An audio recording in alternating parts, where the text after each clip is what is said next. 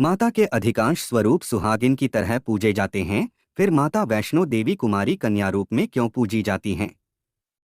त्रिकुट पर्वत पर विराजने वाली माता वैष्णो देवी का धाम मां जगदम्बा का जागृत पीठ है। माता वैष्णो देवी के भक्त दुनिया भर से आते हैं और माता से मनोकामना पूर्ति का वरदान लेकर जाते हैं। मां जगदम्बा ज्यादातर जगह सुहागिन रूप में ही पूजी जाती हैं। माता वैष्णो देवी में सिंदूर चढ़ता है, सुहाग का आशीर्वाद भी मिलता है, परंतु माता कुंवारी रूप में है। इसके पीछे एक पौराणिक कथा आती है।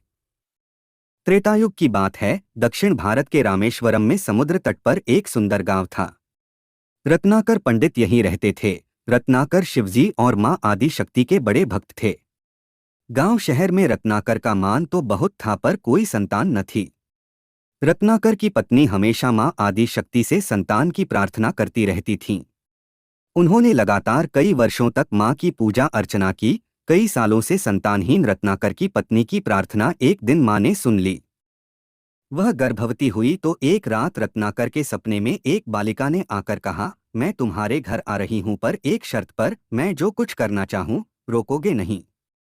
पुजारी और सिद्ध पंडित रत्नाकर को यह आभास हो गया कि मां आदिशक्ति के सत, रज और तम को दिखाने वाले तीन रूप महासरस्वती, महालक्ष्मी और महादुर्गा ने मिलकर ही इस कन्या का रूप लिया है।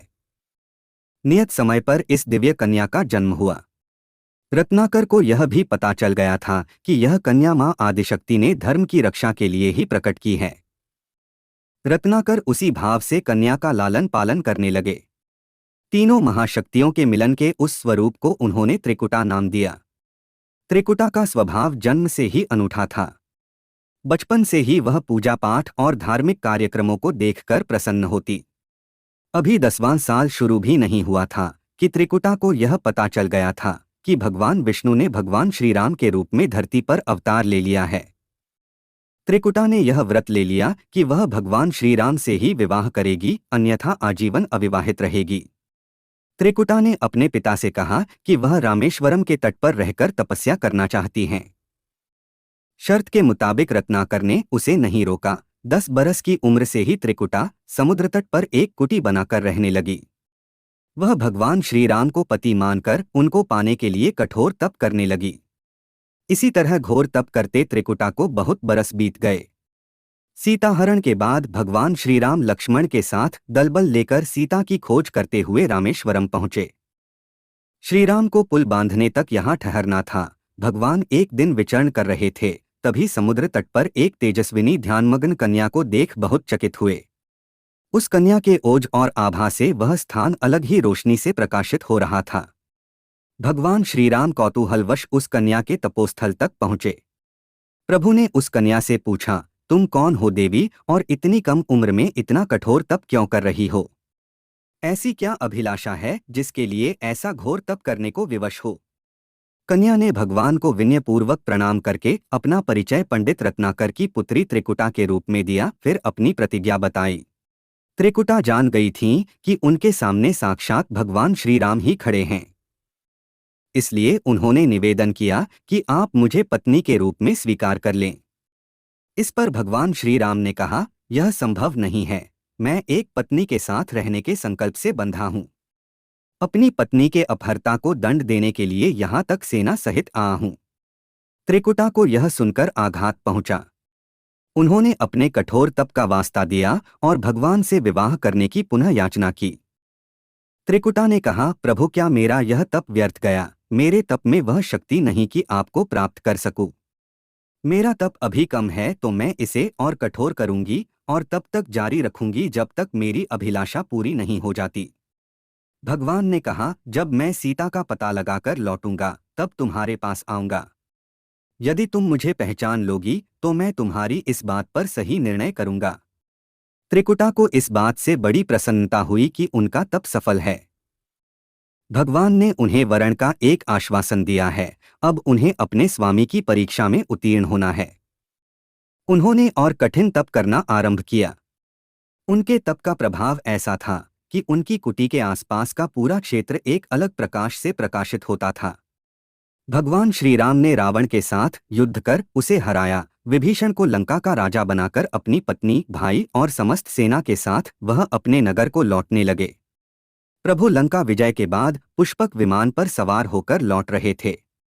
उन्हें त्रिकुटा को दिया अपना वचन भी पूरा करना था। रामेश्वरम के तट पर पहुंचते ही भगवान ने विमान रुकवा दिया। सभी कौतूहल में पड़ गए तो प्रभु ने उन्हें कुछ पल की प्रतीक्षा करने को कहा। उसके बाद वह अकेले ही चल पड़े। सारी सेना भगवान की आज्ञा के अनुसार वहीं ठहरकर उनकी प्रतीक्षा करने लगी। श्रीराम ने एक अत्यंत बूढ़े ब्राह्मण का वेश बनाया और देवी त्रिकुटा के पास पहुंचे। प्रभु उनके पास कुछ पल रुके पर त्रिकुटा उन्हें पहचान ही न सकी। भगवान ने उन्हें अवसर दिया पर उनकी लीला को देवी त्रिकुटा भांप न पाईं।